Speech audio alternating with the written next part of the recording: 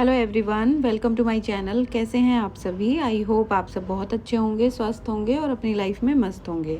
मैं भी अच्छी हूँ। आज मैं आप लोगों के साथ में बहुत ही मज़ेदार लंच की थाली की रेसिपी शेयर करने वाली हूँ। लंच में हम बनाएंगे फूली फूली इडली, एकदम स्पॉन्जी, और साथ ही में बनाएंगे झटपट बनने वाला सांभर। तो चलिए रेसिपी को स्टार्ट करते हैं।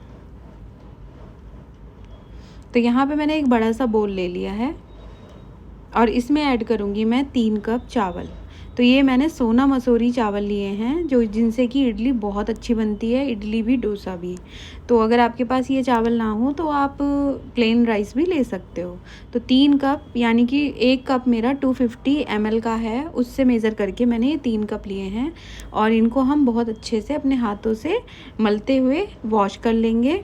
तो इसको मैं सीधा टैप के नीचे ही अच्छे से वॉश करूँगी और यहाँ पे ये वॉश हो चुके हैं, पानी डालकर ढककर रख दिया है। अब एक बॉल और ले लेंगे हम और इसमें हम उड़द की दाल भिगा देंगे। तो यहाँ पे उड़द की दाल मैंने स्प्लिट वाली ली है। 2 टेबल स्पून मैंने चने की दाल डाली है और 1 टीस्पून मैंने इसमें मेथी दाना डाला है। इसको भी अच्छे से हाथों से मलते हुए हम अच्छे से इसको वॉश कर लेंगे। टैप के नीचे ही अच्छे से वॉश करेंगे, पानी क्लियर आने तक। अब इसको कवर करके ओवरनाइट के लिए छोड़ देंगे। तो मैं इसको चेक कर रही हूँ अब। तो ये देखिए यहाँ अच्छे से फूल चुके हैं। इनको हम फिर से एक बार अच्छे से वॉश करेंगे, पानी सारा निकाल देंगे। एक जार ले लेंगे और इसमें हम दाल को ट्रांसफ़र कर देंगे। और देखिए इसको हमने बहुत अच्छे से स्मूथ बिल्कुल इसका पेस्ट बनाकर तैयार कर लिया है। तो दाल और चावल को हम अलग अलग इसलिए भिगाते हैं जिससे कि इनको अलग अलग हम पीस सकें। तो यहाँ पे हम दाल को अच्छे से फेंट रहे हैं और इसको कुछ 5 से 7 मिनट के लिए आपको लगातार एक ही डायरेक्शन में फेंटना है। इससे क्या होगा, आपकी दाल बिल्कुल हल्की हो जाएगी और फर्मेंटेशन भी अच्छा होगा। तो दाल फेंट के तैयार हो गई है। अब राइस को भी हम अच्छे से वॉश कर लेते हैं और उसके बाद हम इसको जार में डाल के इसको भी अच्छे से फाइन पीस लेंगे। तो यहाँ पे मैं, क्योंकि ये ज़्यादा है राइस, तो इनको मैं 2 बार में 2 बैचेस में इसको पीस कर तैयार करूँगी। पानी बस उतना डालूँगी जिससे कि ये पिस पाए। और यहाँ मैं आपको इसकी वो दिखा रही हूँ किस तरह से ये पिस के तैयार हुआ है। तो यहाँ पे आप देख सकते हो स्पून के पीछे एकदम फाइन पीसा है। उसका बिल्कुल भी चावल का दाना नहीं रहना चाहिए। उससे क्या होता है, अगर चावल थोड़ा दरदरा रह जाता है तो उससे फर्मेंटेशन अच्छा नहीं हो पाता। तो अब दूसरा बैच भी इसी तरह से तैयार कर लूँगी पीस कर, और फिर हम सारा एक जगह पे डाल के थोड़ा सा इसको फेंट लेंगे। तो यहाँ हमने दूसरा बैच भी रेडी कर लिया है। अब इसको इसमें डाल के हम थोड़ा समय के लिए इसको फेंट लेंगे। इससे क्या होगा कि दाल और चावल दोनों अच्छे से मिक्स हो जाएंगे और थोड़ी देर हम इनको फेंट लेंगे, उससे ये थोड़ा सा और हल्का हो जाएगा। और नमक वगैरह इसमें कुछ भी ऐड नहीं करेंगे। हम इसको कवर करके कुछ 8 से 9 घंटे के लिए रेस्ट कराएंगे और उससे क्या होगा, इसमें फर्मेंटेशन होगी अच्छी। यहाँ पे एक छोटा सा मैंने बोल लिया है, इसमें मैं इमली भी भिगा रही हूँ क्योंकि हम सांभर बनाएंगे और चटनी भी, तो उसके लिए हमको इमली चाहिएगी। तो इमली को भी भिगा कर मैं छोड़ दूँगी। यहाँ पर 8-9 घंटे बाद मैं इसको चेक कर रही हूँ, तो अभी मेरी इमली तो फूल चुकी है अच्छे से और इसको मैं अच्छे से अभी छान लूँगी। तो इससे क्या होगा, मुझे इमली का पल्प मिल जाएगा। और बैटर भी देख लेते हैं, इसको अच्छे से चेक कर लेते हैं। तो एक स्पैचुला की हेल्प से मैं इसे चेक कर रही हूँ। तो शायद आप देख पा रहे होंगे कितना अच्छा फर्मेंटेशन हुआ है। तो मैं थोड़ा पास से दिखा रही हूँ, आप देख पा रहे होंगे कितना अच्छा फर्मेंटेशन हुआ है। तो अगर आप इस तरीके से फॉलो करेंगे तो आपका भी इडली या डोसे का बैटर बहुत मज़ेदार बनकर तैयार होगा।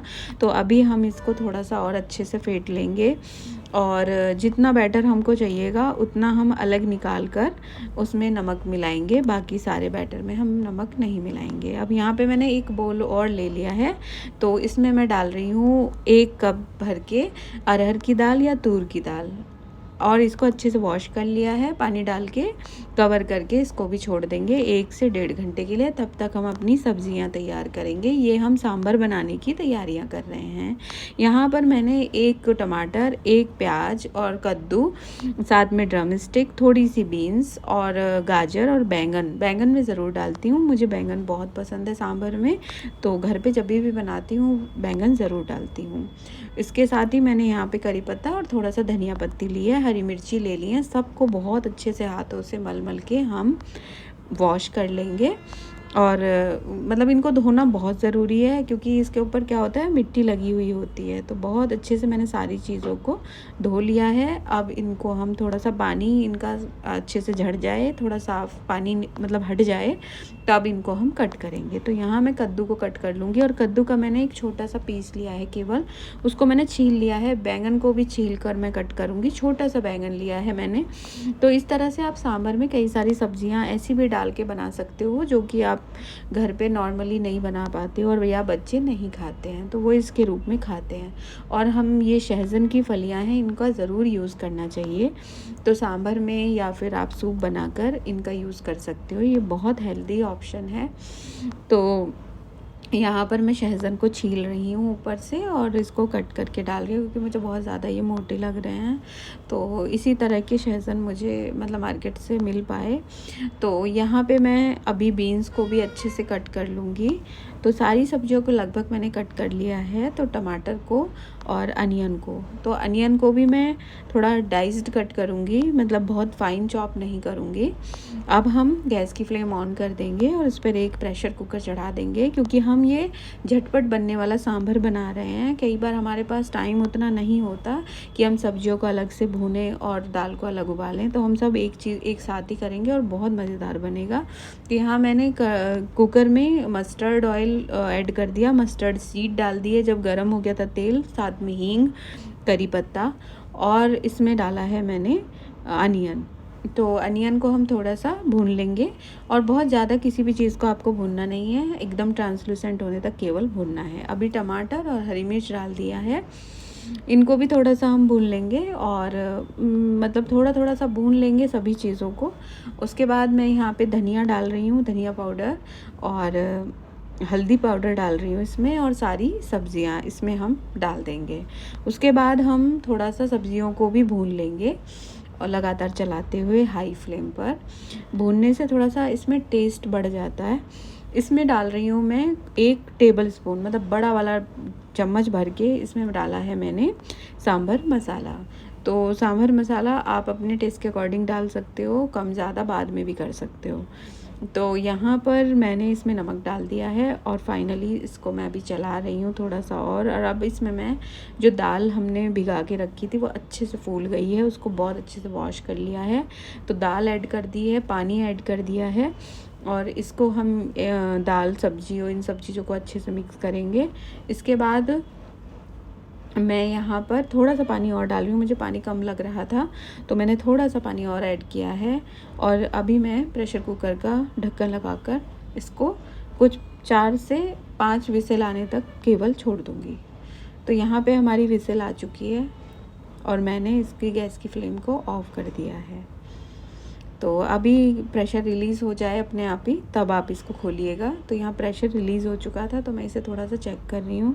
तो इसमें से मैं ड्रम स्टिक को सेपरेट कर दूँगी। उसके बाद मैं ये सब्जियाँ और थोड़ा सा मतलब इनको मैश कर दूँगी, जिससे कि सांभर में थोड़ा ये मिक्स हो जाए अच्छे से। तो ये ड्रम स्टिक को मैं अलग निकाल रही हूँ, क्योंकि ये पहले ही काफ़ी ज़्यादा बॉयल होने की वजह से ये काफ़ी ज़्यादा सॉफ्ट हो गया है, और अगर मैंने इसी के साथ में इसको अच्छे से मिक्स कर दिया तो ये बिल्कुल बेकार हो जाएगा। तो यहाँ पर मैं सारा जो ड्रम स्टिक है उसको मैं एक ट्वीज़र की हेल्प से निकाल दे रही हूँ बाहर। और इसको ऐसा नहीं है मैंने निकाल दिया है, इसको मैं अभी मिला दूँगी इसमें जब हम इसको मैश कर लेंगे। तो यहाँ मैं चमचे की हेल्प से इसको अच्छे से मैश भी कर रही हूँ। तो अच्छे से मैश करने के बाद मैं इसके अंदर ड्रम स्टिक वापस से डाल दूँगी, और इसके अंदर मैं गर्म पानी जो मैंने केटल में इलेक्ट्रिक केटल में बॉईल करके रखा हुआ है वो मिला रही हूँ। तो आप सीधा इसके अंदर ठंडा पानी डालें, इससे अच्छा तो आप बॉईल करके अलग से पानी मिक्स कर सकते हो, क्योंकि जो सांभर है उसकी कंसिस्टेंसी रखे रखे भी कई बार गाढ़ी हो जाती है। तो उसमें हमें पानी अलग से बॉईल करके रखना ही होता है, जिसे हम अच्छे से मिक्स करते हैं। तो यहाँ मैंने ड्रम स्टिक वापस से इसके अंदर डाल दिए, और मैं इसको बहुत ज़्यादा भी ड्रम स्टिक डालने के बाद नहीं चला रही हूँ।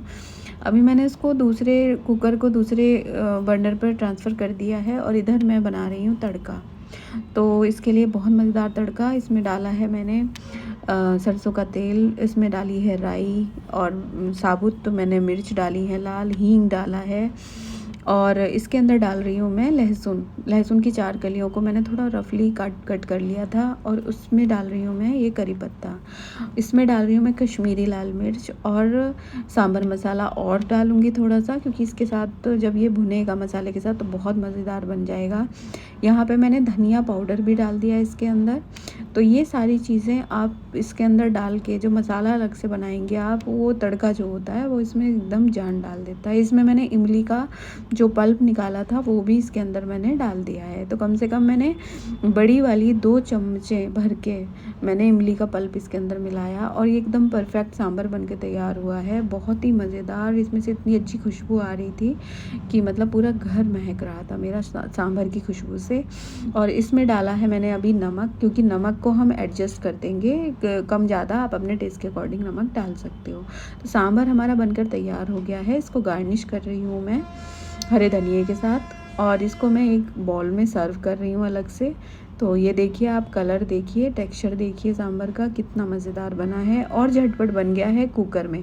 बहुत ज़्यादा मेहनत नहीं की है इसे बनाने के लिए। हमने सारी सब्जियों को बस कट किया है और साथ में अपना बस कुकर में डाल के फटाफट से छौंक दिया है। तो यहाँ सांभर तो हमारा मज़ेदार सा बनकर तैयार हो गया है। तो अब हम जो हमने इडली का जो बैटर बना के रखा हुआ है, अब हम इडली बनाने की तरफ बढ़ेंगे, क्योंकि हमारा सांभर बन गया और चटनी भी मैंने रेडी कर ली है। तो चटनी की रेसिपी मैं आपको इस वीडियो में नहीं दूंगी, वरना ये बहुत बड़ी हो जाएगी, उसको मैं अलग से बताऊंगी आपको। तो मैंने इसके साथ लाल टमाटर वाली चटनी बनाई थी, तो वो मैं रेसिपी आपको नेक्स्ट उसमें दूंगी। तो यहाँ मैंने स्टीमर रेडी कर दिया है। तो स्टीमर में मैंने पानी डाला और उसको ढक के रख दिया है। तब तक मैं ये प्लेट्स जो हैं इडली की इडली मोल्ड, इनको मैं रिफ़ाइंड ऑयल डालकर ग्रीस कर रही हूँ। और ग्रीस करना इनको बहुत ज़रूरी है, वरना वो चिपक जाते हैं और निकलना बहुत मुश्किल है। अभी हम बैटर ले लेते हैं और उसको एक दूसरे बर्तन में ट्रांसफ़र कर लेंगे और उसकी कंसिस्टेंसी को एडजस्ट कर लेंगे पानी डाल के, जिससे कि फिर हम इडली बना पाएँ। तो मैंने यहाँ पे इसमें से थोड़ा बैटर निकाल के दूसरे बर्तन में ट्रांसफ़र किया है। इसमें मैं थोड़ा पानी और नमक ऐड करूँगी, उससे फिर अच्छे से मिक्स करूँगी, जिससे कि मैं इससे फिर इडली अच्छे से बना पाऊँ। तो इस इडली के बैटर को हमें बहुत ज़्यादा पतला नहीं करना होता है, अदरवाइज़ वो इडली बहुत अच्छी नहीं बन पाती हैं। तो यहाँ पे हमारा इडली का बैटर तैयार हो गया है। अब मैं इसको मोल्ड में डाल दूँगी। उधर हमारा स्टीमर भी तैयार हो गया है, उसमें खूब अच्छी स्टीम बन गई है। तो जब स्टीम बन जाए आप तभी उसके अंदर रखें इसे। अगर आप ठंडे पानी में इडली ऐसे मतलब डाल के रख दोगे तो वो बहुत अच्छे से नहीं फूलेगी। अगर गर्म पानी में मतलब स्टीम अच्छी बन गई होगी स्टीमर में, तब आप इसको रखोगे स्टैंड को, तब अच्छी बनेगा, ज़्यादा मतलब फूलेगा। तो यहाँ पर मैं दोनों स्टैंड लगाकर इसको कवर करके छोड़ दूँगी।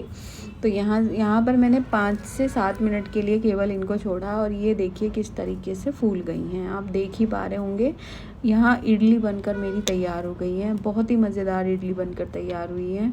और इस तरह से आप भी बना सकते हो इजीली, लंच में भी बना सकते हो आप इसको, या फिर ब्रेकफास्ट में बना लो।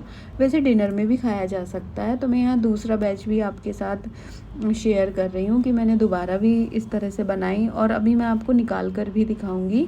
तो जब ये थोड़ा हाथ लगाने लायक हो जाए तभी आप उसमें से निकालें, अदरवाइज़ इसको थोड़ी देर बंद करके ऐसे ही छोड़ दें, तो ये थोड़ा सा नॉर्मल हो जाता है तो आप निकाल पाते हो। तो एक नाइफ़ की हेल्प से मैंने इस तरह से इनको निकाला है।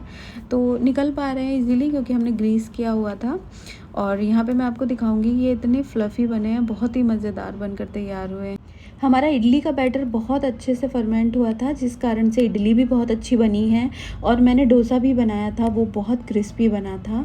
तो आप ये रेसिपी ज़रूर ट्राई कीजिए, आपकी फैमिली में ये सबको बहुत पसंद आएगी। आई होप ये इंस्टेंट सांभर और फ्लफ़ी इडली की रेसिपी आपको काफ़ी ज़्यादा पसंद आई होगी।